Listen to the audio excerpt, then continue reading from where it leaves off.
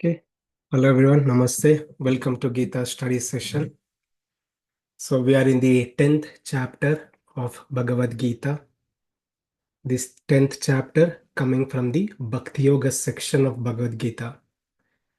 Krishna spoke Karma Yoga, the art of working, how one should live in this world, how one should work in this world, what should be our mindset while working in this world.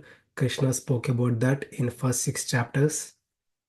And for a soul to attain liberation, moksha, by working, one attains purification of mind and one can head towards liberation. So the means to attain liberation is spoken in the 6th chapter and also in this Bhakti Yoga section. So there are different means to attain liberation, self-realization. The one is Gnana Yoga or Ashtanga Yoga, and other is Ashtanga Yoga. Both the process are really hard. It's hard to understand, hard to practice, hard to attain perfection. Arjuna also expressed the same thing. It is hard for him to have control on the mind and senses. So just for Arjuna and for everybody, Krishna spoke Bhakti Yoga. Bhakti is a love, is a love. We all have this love. We love the things, we love people, we love many things, we love our job. It's a natural emotion. When that emotion is shown towards the Lord, when the emotion is intensified, that practice is called bhakti and bhakti yoga. Bhakti, love towards the God, as a means one can take to attain Supreme Lord. Liberation is to attain the Supreme Lord. Soul will come out of this repeated cycle of birth and death and will go to the state where soul will not take birth again. So the means, the vehicle to attain the ultimate absolute truth is bhakti, devotion towards the Lord. Okay. So we Krishna spoke about bhakti, prasa bhakti, how one should meditate, what one should meditate upon. Krishna spoke about that in the 9th chapter, 7, 8, and 9 chapters. And the 10th chapter, Arjuna did not ask question, but Krishna himself says, Arjuna, I'm gonna tell you the most wonderful thing. Shrunume paramam vacha, I'm gonna tell you the most wonderful thing. Learn, understand about me, learn about me. That will instill bhakti in you. So this chapter is titled Vibhuti Yoga. Vibhuti means opulence. Opulence. Soul living in this world, like we are a soul, right? We are a body living in this. We are a soul living in this body. Okay. So we get attracted to many attractive things in this world. An attractive car, an attractive thing, or an attractive house, or attractive things, or someone's unique skills. If one soul may get attracted to someone's cricket skills, like good cricket players or movie stars or unique skills of anybody. We develop desires and we contemplate, meditate upon them or things. So by such activity, soul will not ever come out of this material world. There's nothing wrong in doing that, but just by doing that, soul develops more and more desires, will never come out of this material world. And Krishna says, if something is highly attractive, Krishna says it is because of him. That is his vibhuti. If someone has a nice dancing skills, right? That skill itself is Krishna. It is coming from Krishna, through Krishna, by Krishna. If someone is playing nice sports, sports is also coming from Krishna. Uh, So the point is, when we see the things in this material world, we appreciate God. Of course, we appreciate people or things, but behind the scenes, God is the one who is making them attractive. Right? We appreciate God, truly appreciate God, and by such we shift our consciousness towards the God. that instills bhakti, right? So I may say like I'm getting attracted to this great cricket player, right? I can appreciate how I shift my consciousness. I can say, Krishna, it is because of you. You are the one who is empowering him. You are so great. Just a shift of conscious, shift of mindset, right? So that is how like one can live in this world and direct his thought process towards God and appreciate everything, all the skills or unique things or abilities, leadership abilities, any skills, all these are vibhutis of the Lord. Okay, so Krishna spoke for all of us to divert our consciousness towards the God. So this is a high level overview of the 10th chapter. We did first 7 verses, and we're gonna do this 8 to 11 today. In first 7 verses, quick overview, Krishna says, Arjuna, I'm gonna tell you the most wonderful thing because Priyamanaya, you are very dear to me. You have been listening so far. You accept me. I'll tell you. Hitakamaya. So for your benefit, for your ultimate benefit, I'm telling you the most secret confidential knowledge. Hmm? And Krishna also says, no one can understand me, not even demigods, not even great sages, someone who has mystic powers. Nobody can understand Krishna. Hmm? But Krishna also says if a person can really understand who God is, such a person can develop love towards a God, and that consciousness will burn away the sins, and that will help him towards attaining the God. And Krishna starts speaking about his vibhutis. So wonderful thing about his vibhutis. So Krishna says intelligence is his vibhuti. If a person is highly intellect, if a person is human calculator, he can compute many things in his mind within seconds. That abilities are also God. Is God partial? Is he choosing only the one person, not me? Why can't I be human calculator? So we need to understand the skill is a God, and God is empowering that person because of his own desires, his own endeavors, his own effort. Okay. So God is not partial, but it is because of God's energies. One is attaining those skills or attributes that vibhutis. Okay. Happiness. Happiness is an emotion. Krishna is saying that is his vibhuti. And fearlessness, ability to be fearlessness, that is also his vibhuti. And Krishna speaks about many things, 20 things about himself and his vibhutis. Hmm. So we think God is someone who is somewhere in the spiritual world and he has no relation with me. Krishna spoke many things about himself in these 7, 8, 9 chapters. And Krishna is also saying even the things like intelligence, intellectual skills, the emotions, happiness, fearlessness, all these emotions are also by the God, are also Krishna and his energies. That is a message here. And Krishna also says not just that, he is the origin of all the 7 sages. Krishna refers to in the beginning of creation, in the beginning of creation, there are 7 sages and the Manus get manifest. They are the progenitors of the whole universe. Through them, entire universe is populated. They are progenitors, right? So it is Krishna who is the one who empowers Brahma. Through Brahma, 7 sages appear and many people get appeared. This is all this thing happening under the supervision of the Lord, and He is the source, and by His will, everything is happening. That's what Krishna said in 7th verse. Okay. Uh, and Krishna goes on and says, who can clearly understand him? This is Krishna says, a person who has love and devotion, bhakti towards him can only understand him. Okay, we'll see these beautiful verses 8, 9, 10, 11. So these verses convey the essence and message of Bhagavad Gita. Okay, and the core principles of bhakti and devotion can be understood from these verses. Okay. So these verses, verse number 8 to 11, Krishna talks about four important shlokas. There's Chatur Shloki of Bhagavad Gita.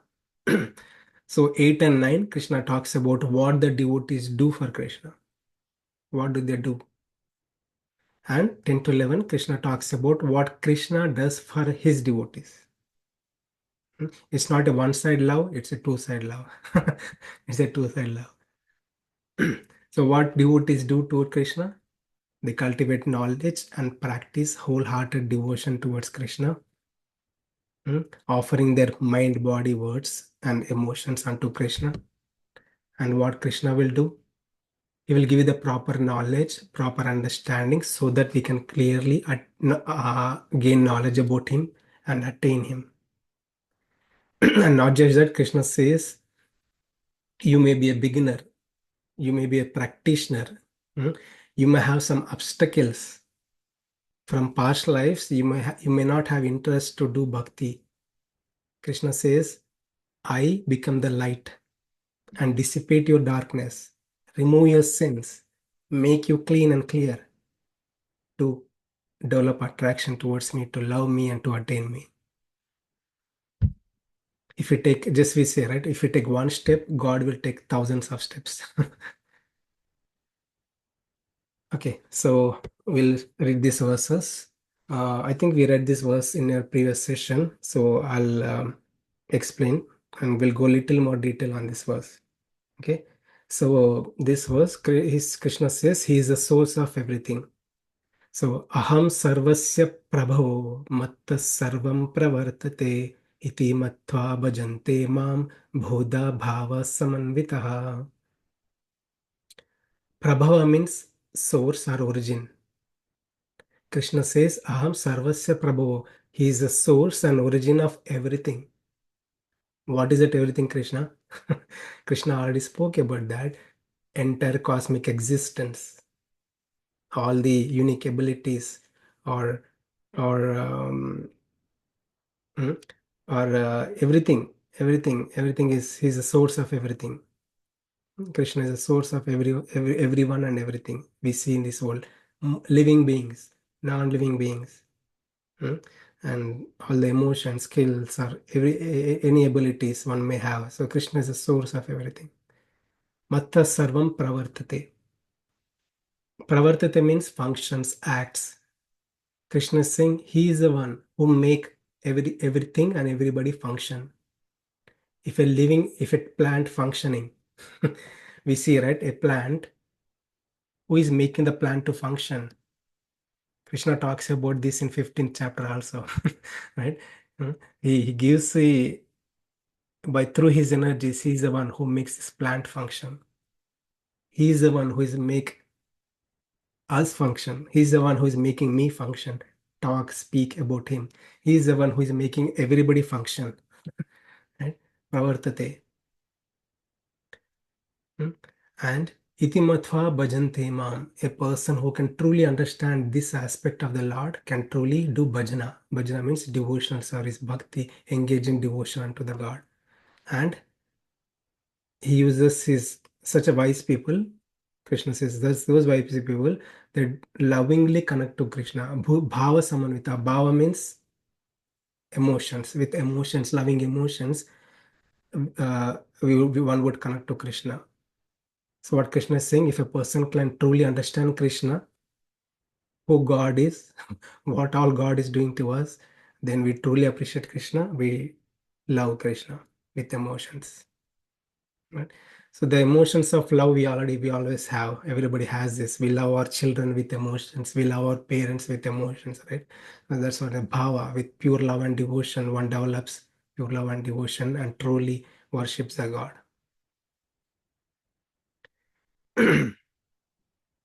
So let's analyze this shloka a little bit.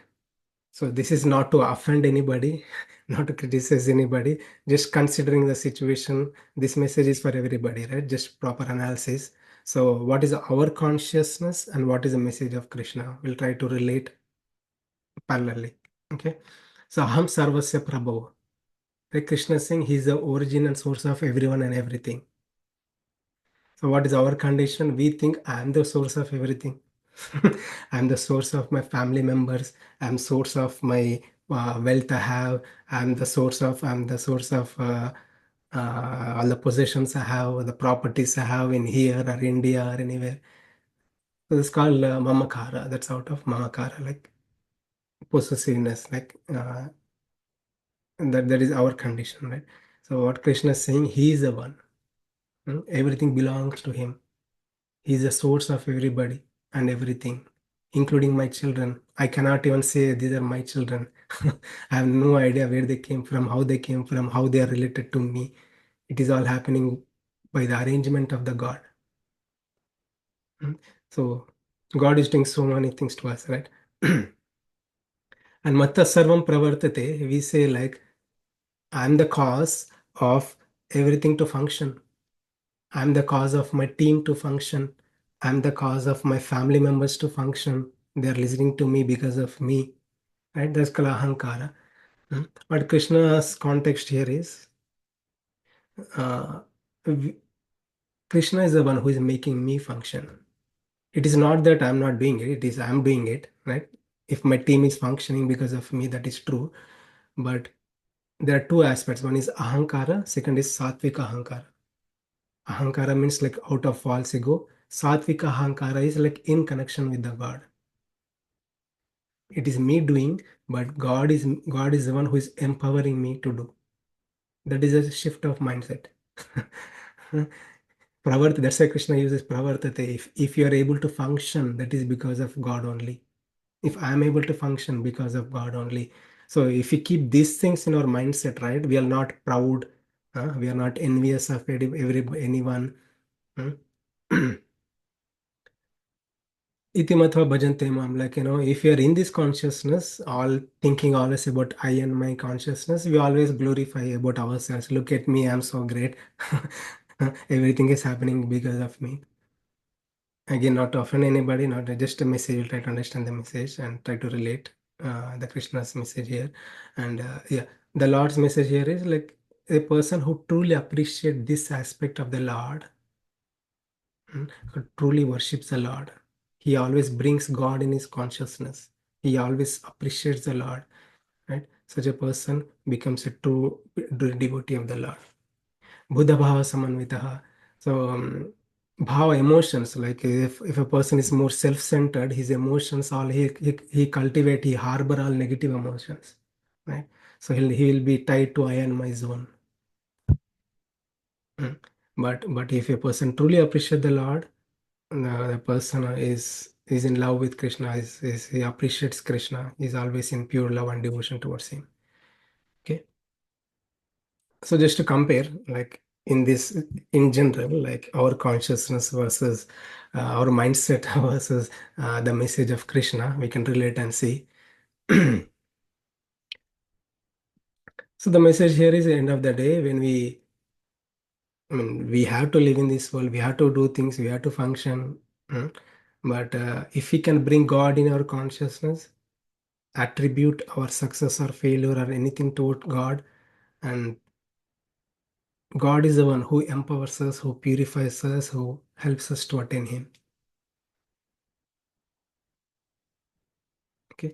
So, life lesson, true love of God awakens with a proper understanding of the greatness and glory of the Lord.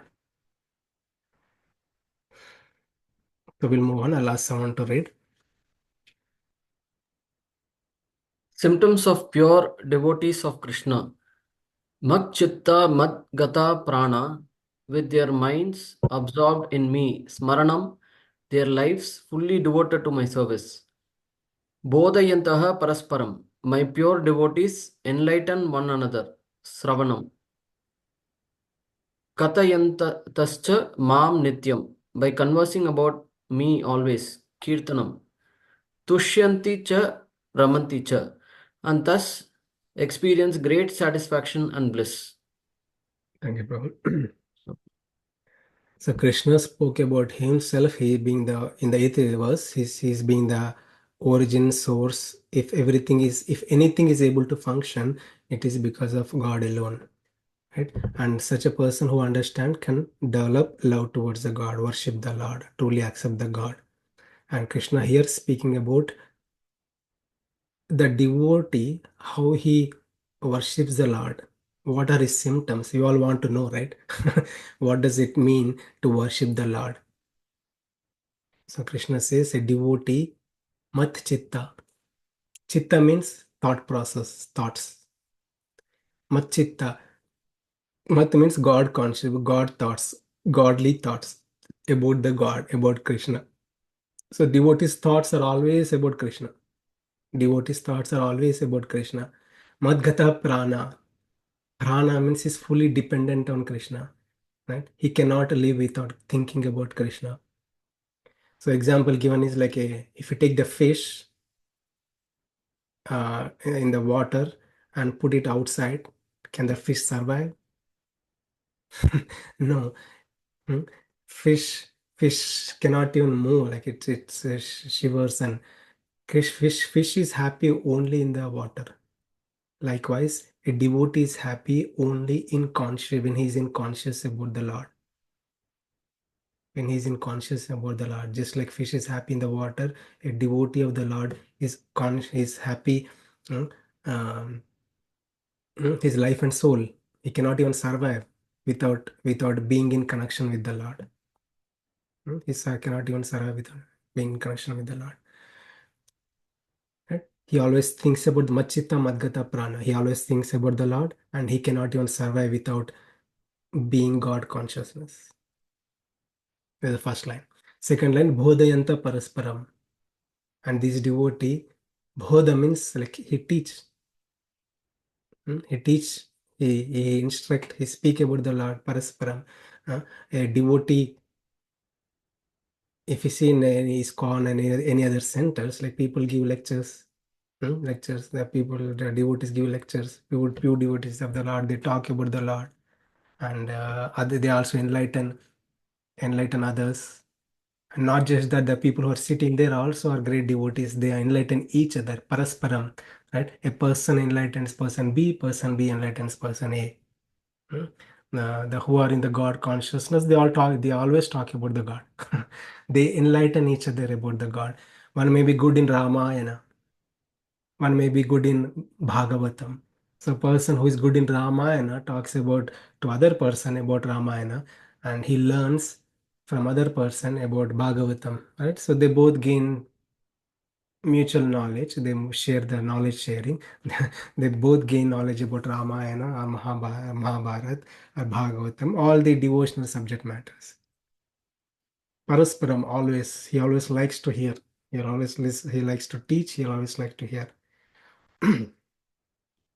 Katyantasya mam nityam. Kata means like conversing the stories about the Lord. Hmm? Conversing about the Lord. Nitya means always, right? While eating also he talks about the Lord. While walking also he talks about the Lord, and in all his activities also he is always thinking about the Lord, right? Katam also means like kirtanam, like he always chants the holy name of the Lord.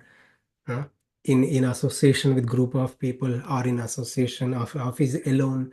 Yeah, he also meditates on the Lord. Nityam means always. Tushyanti cha ramanti cha. By this practice, Krishna is saying tushyanti means satisfaction, happiness.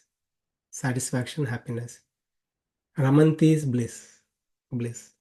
Such a devotee who is practicing devotional services by thinking about the Lord, by always in consciousness about the Lord, by not even, he cannot even think about anything other than Lord. He cannot even survive without thinking about the Lord.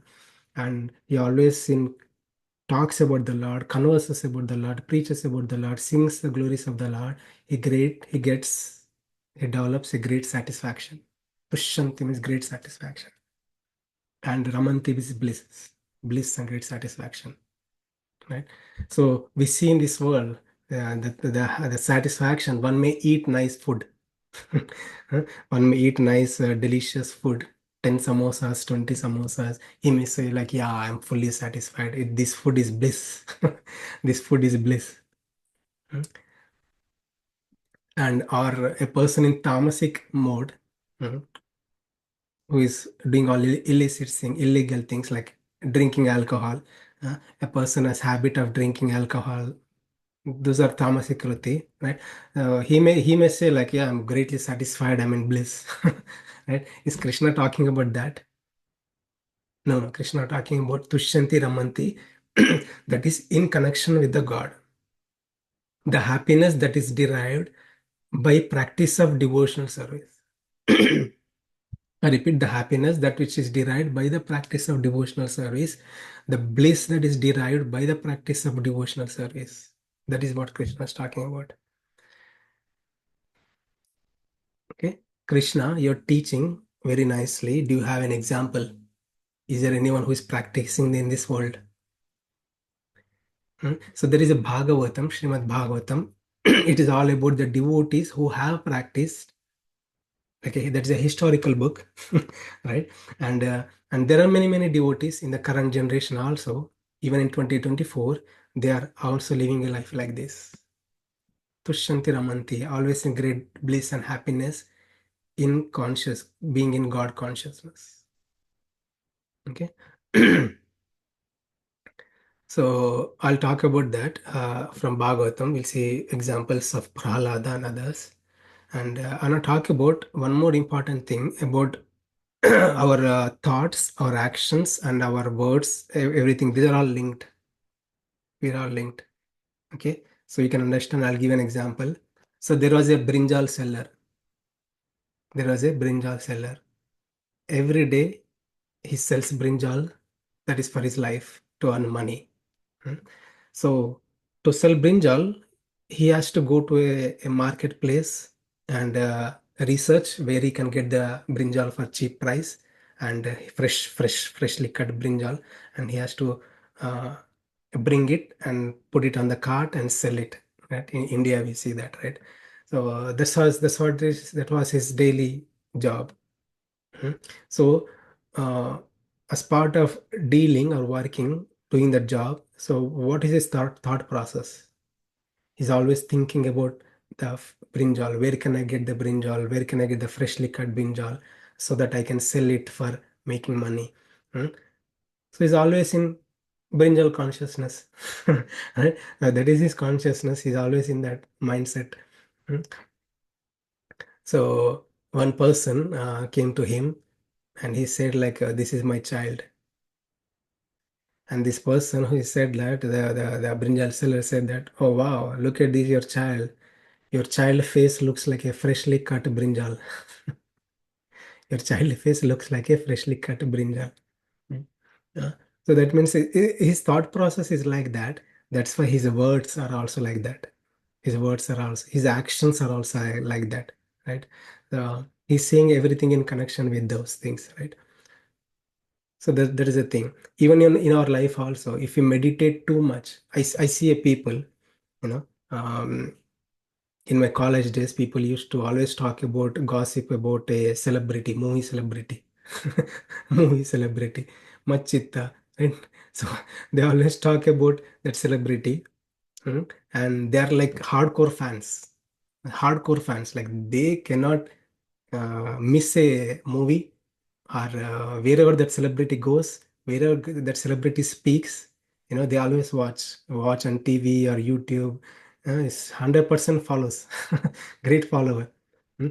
That celebrity may not have any idea who is this guy, but he has great devotion towards that celebrity. I mean, there's nothing wrong in doing that, but like, just for the sake of understanding here, right? Because this person thought process is about the celebrity, he cannot live without the celebrity, and whoever he goes to, like he always talks about, did you watch the movie about the celebrity? Did you watch the movie about the celebrity? Do you know who is this celebrity? He's so great and so. He's so charitable person. He's like Karna, Dhanavira. So Karna is a great personality. And he always thinks about, meditates about, talks about that person, right? Because he's always conscious about that person. So these are all linked. Our thoughts, our interests, our actions, our words, these are all connected. So Krishna is saying the devotee's thoughts are always about the God. Hmm? Devotee thinks about the God, devotee talks about the God, devotee gets a great satisfaction and bliss judged by being in God consciousness. Hmm. Okay, so we'll look at some examples from the scriptures. These examples about Prahlada. Hmm. Prahlada, he was a small boy. While he was growing up, I mean, he was a great devotee. He's endowed with Bhakti Shakti of the Lord. So all his friends, while he was growing up, so he has no interest in any material subject matters. He has no interest. He was born to a Rakshasa, a demon, but he has a good devotion towards the Lord. Hmm. So all his friends, while they are playing, like during the age of 5 or 6, everybody plays, right? They all play together. They have no idea what they're doing, right? So all the kids were playing. They're nicely playing, but Prahlada was sitting alone, and he was nicely glorifying the Lord. He was doing kirtana, Nama Sankirtana of the Lord, Hare Krishna, Narayana, Narayana. He was thinking about the Lord, meditating on the Lord. He was like smiling, and he's in different world. He's in different world. All his friends come and say, like, dude, what are you doing here? What are you doing here? What is your age and what are you doing? Let's go and play. Come on. Then Prahalada gives a very strong message. A very strong message, and he made everybody to sit like this and preach. The message Prahalada says, human life, Durlabham Manusha Janma. Uh, Human life is very rarely attained. There are 8.4 million species of the life. The soul goes through many species, and after going through many species of life and death, birth and death, soul attains a human body. And Prahlada says, after attaining the human body, what this soul will do? 50% of the life is get wasted in sleeping. Soul's life, 50% of the life is wasted in sleeping. And rest of the time, like first 10 years or first 15 years about education. hmm, Busy with education, mind is not so matured, cannot think about self-realization, right? And that is the first half. And the last half, like body cannot even function, cannot even move, like after 60s 70s. It's so enlightening. Prahlada says to the little kids, a body cannot even function. What can body think about self-realization at the time? And the middle ages, like busy with wife, children, many things. Uh, then Prahlada says, very important message: the human body must be utilized for its purpose. The purpose is to attain gnana, knowledge, and self-realization. Break the cycle of birth and death. This is the only opportunity to break the cycle of birth and death, and you can do it right now in this lifetime, says Prahlada. So then all the children were so immersed in the teachings of Prahlada. So Prahlada, while speaking, he was in great ecstasy. And he made everybody in great ecstasy. Right? Tushyanti Charamanticha. He is the best example of Tushyanti Charamanticha. Another example is Meera, you have a question? No, sorry. Okay, no problem. Okay. So other example is Parikshit.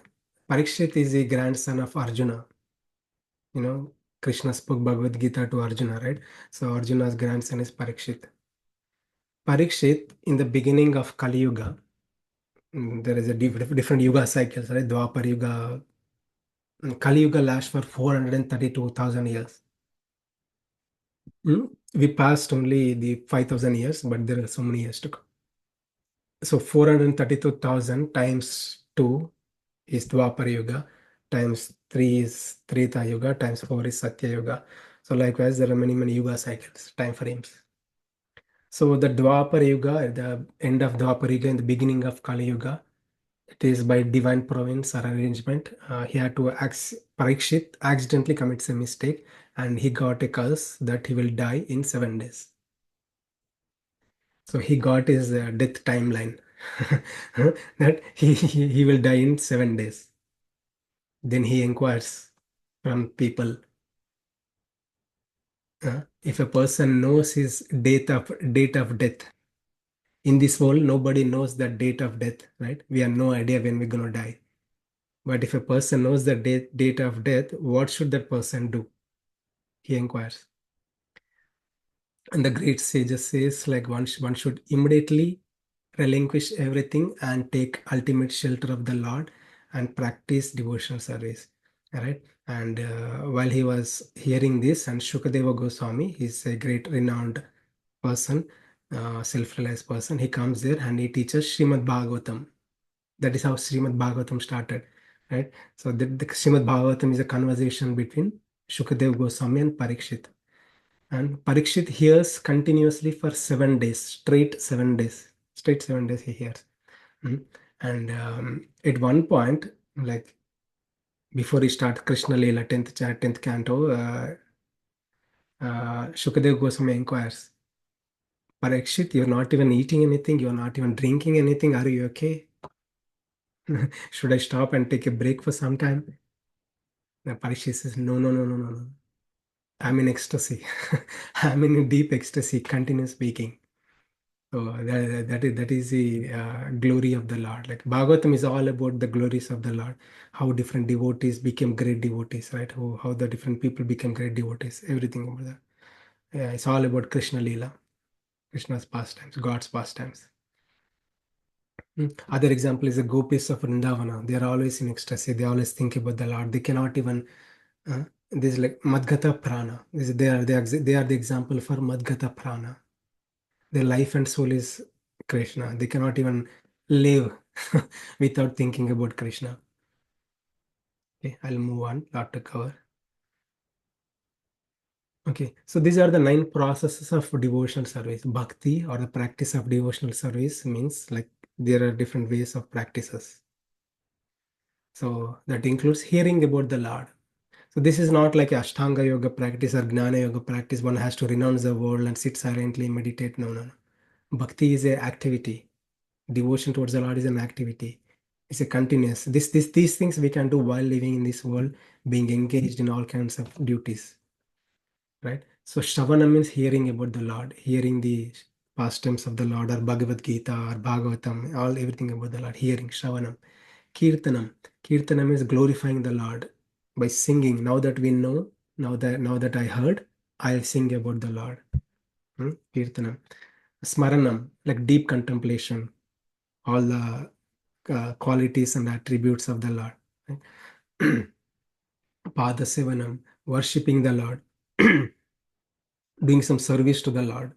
Right? God is not physically present, but we can do some seva to service to God or his devotees or to the temple and so on. Archana means worshipping the Lord. Like deity, literally deity, like having a deity. And Krishna also spoke about this in 9th chapter, offering some flowers, fruits. One can have a loving relationship with our deities. Vandanam, offering prayers to the Lord. So when someone is praying, we should not be like, God, you give me this money, gives all this problem. It's okay. But Vandanam literally refers to like offering heartfelt prayers to the Lord, by glorifying the Lord.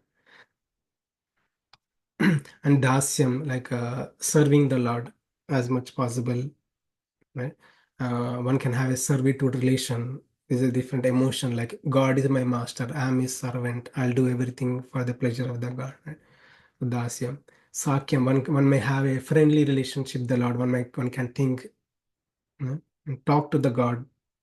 Even God is not physically present, but we can talk to the God, think about the God, right? So have a friendly relationship with the God.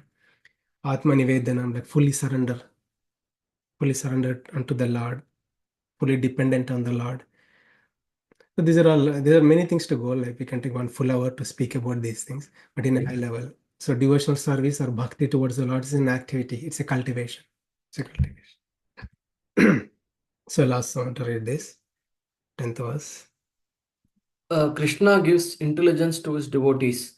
Tesam satata yuktanam, to those who are constantly engaged in bhajatam priti purvakam, serving me with love and devotion.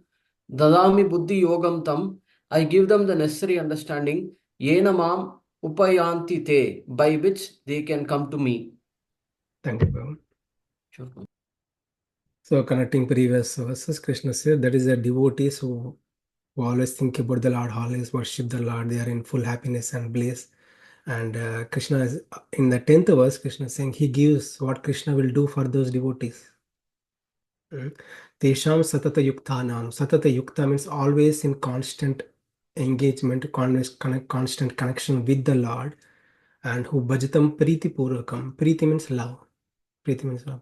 If a person worships the Lord, serves the Lord, always in 9 pras of devotional services we read, right? If a person is fully practicing those with love and devotion, he may not be perfect. He may be beginner, right? He may have struggles, obstacles, and he has many things to do. So what Krishna is saying, Dadhami Buddhi Yogantam. If a person is beginner, I will give the proper understanding. I'll pave the path. I'll give the proper understanding to attain me. I'll make all arrangements. Krishna is saying, giving assurance for all of us that he'll personally paves the path for us to attain the Supreme Lord. If a person is a practitioner, advanced devotee, Krishna is saying he gives his vision, his darshan, right? And he makes all the arrangement for a devotee to attain the Lord. Yeah, this applicable for devotee in beginning stage or the advanced stage. Krishna makes all kinds of arrangements for us to attain him. So one may say, like, if a person has some interest to hear about the Lord, Krishna makes a arrangement so that he can connect. Krishna makes an arrangement so that he can hear about the Lord. We can go back and reflect upon and think about all the situations in our life. Then we can truly appreciate it's God's arrangement. He is the one who is arranging me everything, right? So in all our situations and circumstances, Krishna is the one who is paving the path. So sometimes we may say, I have no interest in going to temple, right? So Krishna is the one who puts us in direction. He clears all the things, and he builds our interest, to go to temple and worship the Lord, right? It happens when we truly appreciate the God, when we practice this process of devotion as bhakti. Okay, so life lesson: the elimination of devotion is a best protection from illusion. So I'll ask someone to read this 11th verse. Text 11. Krishna mercifully destroys ignorance. Tesam evanukampartam, to show them special mercy. Aham ajnanajam tamaha nasayami atma bhavasto. I, dwelling in their hearts, destroy the darkness born of ignorance. Jnana deepena basvata, with the shining lamp of knowledge. Thank you, Prabhu. In previous verse, Krishna said, he gives the proper intelligence. He is the one who, for a devotee who shows little bit interest, Krishna is saying Krishna will give the proper intelligence, Buddhi Yoga, even for the beginning stage or advanced stage. He gives the proper intelligence, he gives the proper vision, proper understanding to progress in the path of devotion. And in this verse, Krishna is saying, not just that, I'll do one more thing. I'll do one more thing. That is, Krishna is saying, you may not have any interest, like, or you may have some obstacles. It's not like we all born like Prahalada, right? Are we born like Prahalada? Like from the 5 years old, we are like a great devotees of the Lord? No, no, no. We have been going through many, many lifetimes, many desires, many karma, and many things. Our natural love towards the God may not manifest, but when we practice it, Krishna is the one, he will make the love manifest. How? Krishna says, Krishna gives example. Krishna gives example. The example is, if you take the lamp, if the room is dark, right? If the room is dark, I'll turn on the light. The room is well lit. I can see everything clearly. I can see everything clearly. So the darkness is there as long as there is no light. And the light is when the light appears, there is no darkness at all. Darkness is gone. Similarly, we may not have love towards the God because of past life sins, current life sins, or many lifetimes of sins, many lifetimes of adharmic activities, many lifetimes of um, attachment towards many things. We may not have natural love, but Krishna, when we practice devotional service, bring God into our heart, he becomes a light. He becomes a light. He is like it turns on the light. He turns on the light and he clears all our sins. He clears all our obstacles. He clears everything so that we can progress towards in our devotion. Progress and nicely tread in our devotion, loving devotion towards the Lord. That's why Krishna used the word Evanu Kampardam. Evanu Kampardam. That is causeless mercy of the Lord. Causeless mercy of the Lord. It's like a two-way love, I said, right? In this material world, we see like a person is loving other person, and this person has no idea, and there's no reciprocation, right? So this material world, this person is always loving, but it's not the case with the God. Right? Even in material world also, person A is loving person B. Person B may not love the person A. He says, "Who are you? I don't know you," or "I don't care. If you love me, I don't care." Right? Even if you love me, even if I love you, I don't. I'll try to help you, but I cannot solve all your problems. I cannot solve all your lifetimes of problems. Maybe I'll help you a little bit. This is a loving exchange in the material world. But the loving exchange with the God is totally different. He's saying if you love the God, little bit of practice of bhakti, devotion to the Lord, is the one he's saying he will remove all the contamination, lifetimes of contamination, many lifetimes of contamination. He's the one who removes, cleanses us, and helps us to attain the Lord. Okay. A life lesson. The devotee or devoted shine like sapphire when they go through the sadhana fire. Sadhana means the practice of devotional service. When you go through this fire of sadhana, so we'll shine. Krishna is the one who makes us shine. God is the second one. God can transform flashlights into floodlights. Just stay in the light. So we just need to stay. Take a one path and stay in the light. We may not be a great bhaktas or devotees, but just by following the process, he can transform. Now, it's not my responsibility how much I can do. I'll try. But God is the one. He can do so much towards me. He will transform me. We just need to have the faith. And the last one, mirrors make us self-consciousness. The Gita message, the Gita makes us consciousness of the self. Okay. So this is verse 12 to 18. We'll see this next session. Okay. I'll stop here. So quick overview of what we read today. So we learned about the Chaturshloki of Bhagavad Gita. This is the important message that conveys the essence of whole Bhagavad Gita. So 8 to 11, how a devotee is devoted towards the Lord, and what devotee can do, and what Krishna will do. Krishna is saying he is the one who makes arrangement. He is the one who transforms us and makes us a great devotee. Okay. And yeah, and we'll see now Arjuna appreciates Krishna. Arjuna says in the next verses, Arjuna says like, Krishna, I want to hear more about you, more about you. And you are the ultimate absolute truth and many more. Arjuna speaks now. After a long time, Arjuna speaks. So we'll see that in our next session. Thank you all very much. Hare Krishna. If you have any questions, thoughts, or sharings, we can take now. Thank you.